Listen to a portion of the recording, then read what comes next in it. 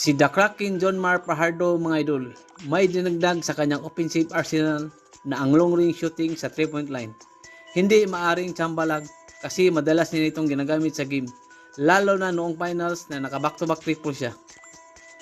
Matatandaan natin, mga idol, na nasa low post area ang kanyang offensive comfort zone na kanyang dinomina at nagbigay sakit ng ulo sa kanyang mga nagiging katapat.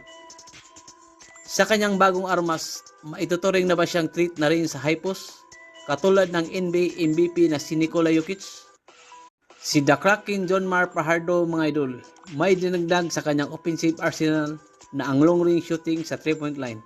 Hindi maaring tsambalag kasi madalas niya itong ginagamit sa game, lalo na noong finals na naka-back-to-back triple siya. Matatandaan natin, mga idol, na nasa low post area ang kanyang offensive comfort zone na kanyang dinomina at nagbigay sakit ng ulo sa kanyang mga nagiging katapat.